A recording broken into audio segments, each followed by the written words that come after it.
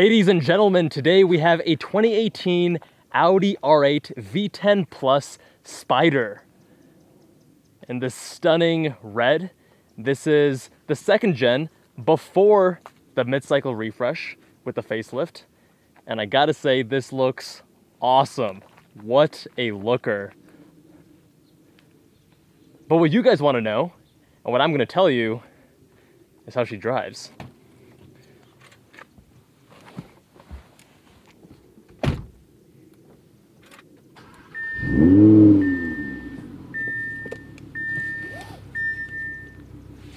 Beautiful purpose-built cockpit.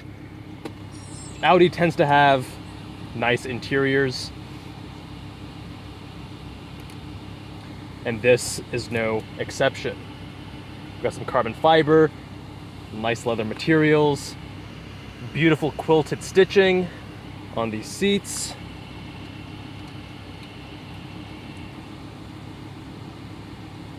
And most importantly, we're able to drive with the top down to appreciate that naturally aspirated 5.2 liter V10 behind us. This is the V10 Plus. So we actually have 602 or 610 horsepower depending on the source, and around 413 pound-feet of torque.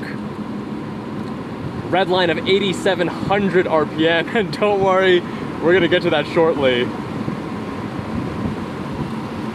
Pull these windows up for you, just to make sure we have the best audio experience. Also the rear glass.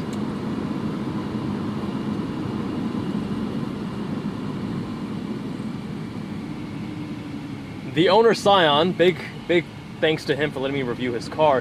He bought this vehicle with about 1,000 miles on it for just under 200K. It's about 189K. And with that kind of money, the question is the Audi R8 V10 truly a supercar? Well, to answer that, let's first go into the right drive mode. So we can go down to dynamic. Gonna have a little bit more aggressive shift logic, changes up the steering weighting as well. Going into performance mode with this checkered flag here.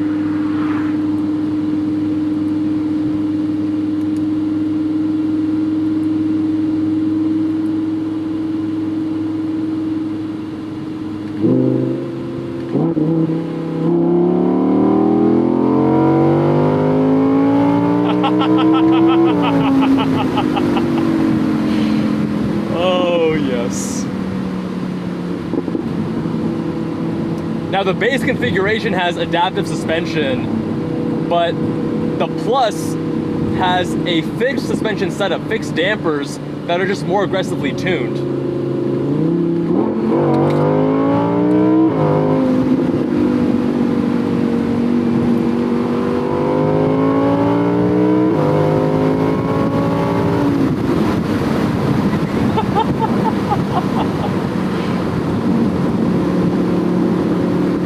This is really the centerpiece of the car. The reason you buy this and not one of the competitors is because of that naturally aspirated 5.2 liter V10. Which is of course now even more special in today's era where EVs and forced induction are the norm.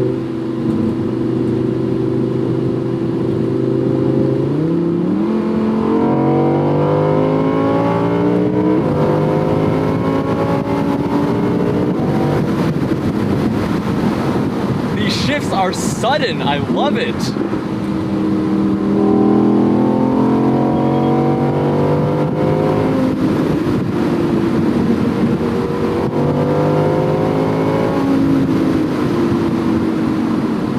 Brake feel is super grabby.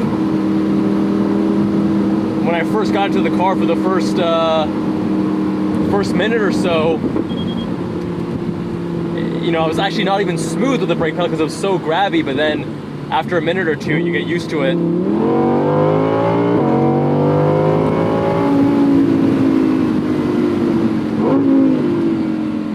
gravel on the road today.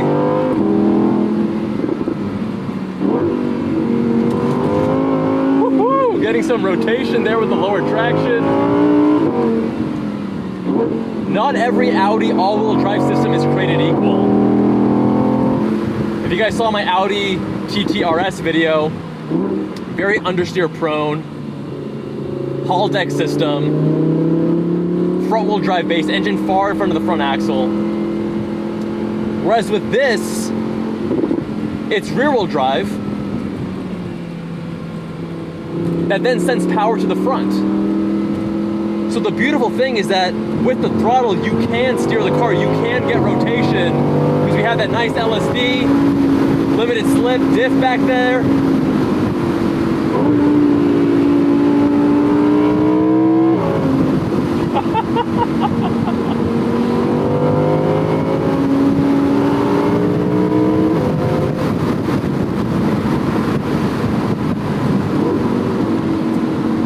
I'm so glad this engine is tuned the way it is, because a lot of people feel like you need to have torque down low and anytime you press the throttle it needs to just go. But you need to think, how does the car encourage you to drive? It's a relationship you have with the vehicle, right? And when you have these naturally aspirated cars that really sing and pull hard at the top end, it encourages you to rev it out. That's what you want in a car like this. You know, maybe in a daily driver where you're just puttering around the town, that's where you want the torque, you know, across the entire rev range. But here, we want to be encouraged to rev it out. Now I'm gonna actually put the top up because I'm not sure how the audio is.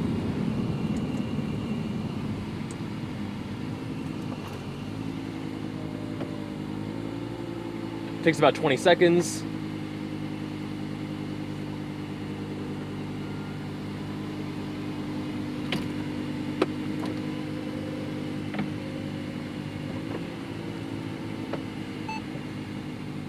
There we go. You can even see a little graphic. And let's put these windows up.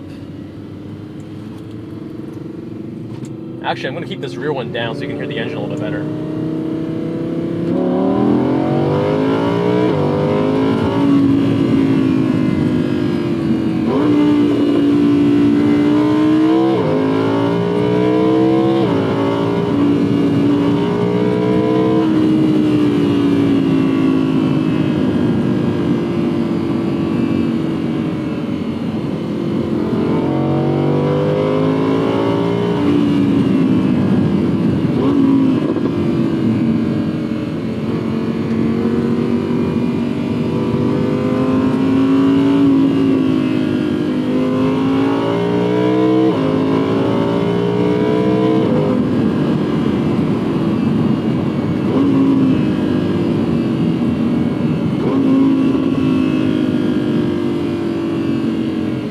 Let's actually move this back into a more conservative drive mode, just to compare the difference. Let's go to comfort.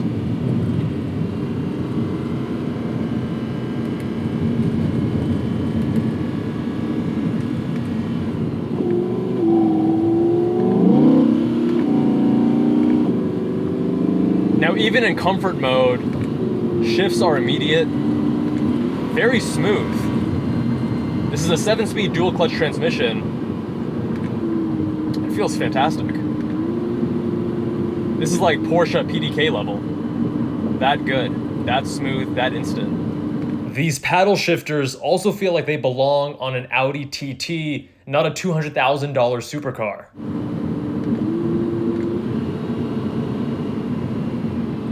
Let's go back to dynamic and then hit the checkered flag. And let's give her a pull.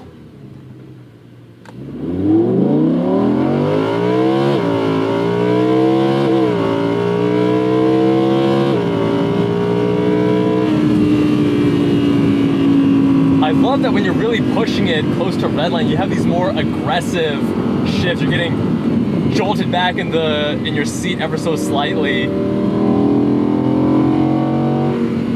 Now the steering here, like with many other Audi products, it doesn't have nearly as much communication and feedback as I would like, but it's also not as dead as I was expecting, because every other Audi product I've driven, even the TTRS, is super numb. And while this is not as, nicely tuned of an EPS rack, electric power steering rack, as something like a Porsche, a 911 or a Cayman, it does communicate a little bit.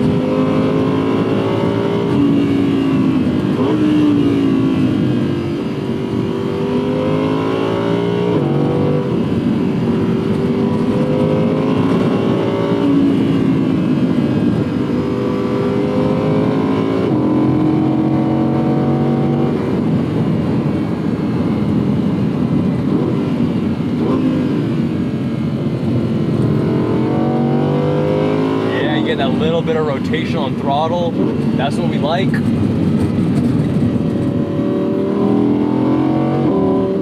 This car is also pretty heavy though, right around 4,000 pounds. Now it has plenty of power to overcome that weight limitation, but at the end of the day, weight is weight. You can't outdo physics. So when it comes to the actual handling, the responsiveness, you can feel the heft. It handles its weight very well, don't get me wrong. But just know that you're not getting a light, nimble, tossable experience. You're getting a more planted, powerful, audio forward, engine forward rather, experience. Oh, I love these brakes. Very confidence inspiring, super grabby, but easy to modulate.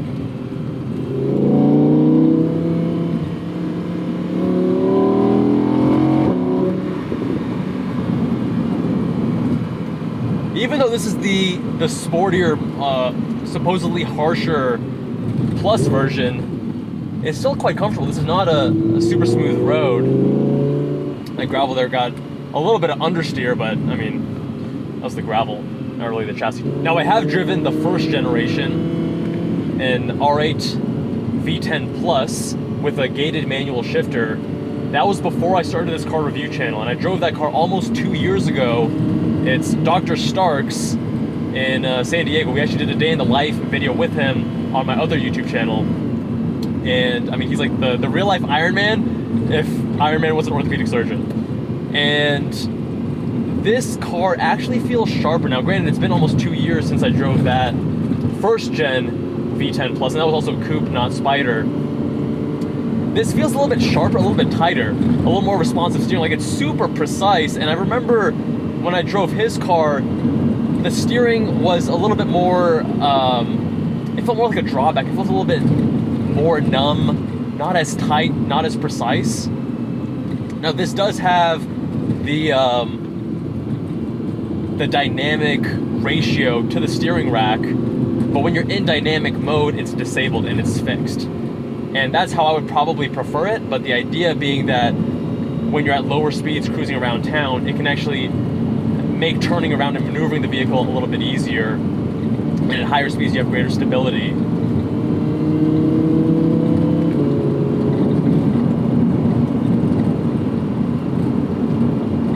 But to go back to the original question, is the Audi R8 V10 truly a supercar?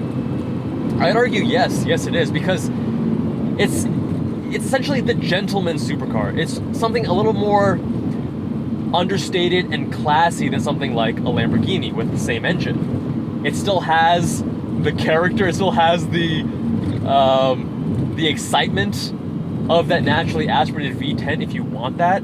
It's not too tame, right? I think a lot of people, when they think supercar, they think wild and crazy.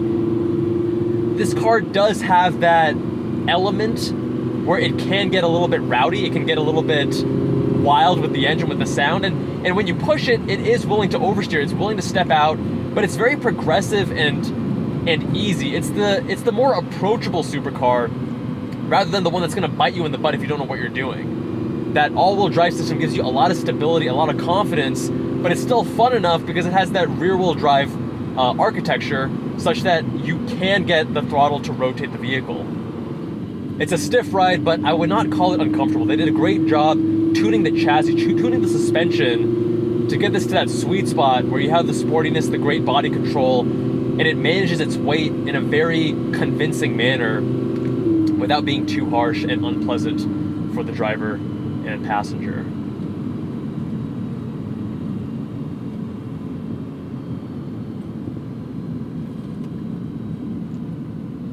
What a special car, guys. What a special car.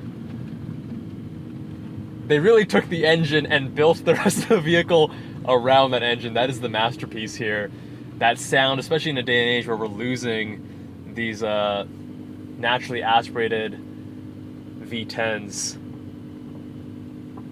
They really nailed a lot of the driving experience in this vehicle. What do you want to give the driver, give the owner when they buy this? And just little things like having such a, the baffle when you go from comfort to dynamic when you're driving it.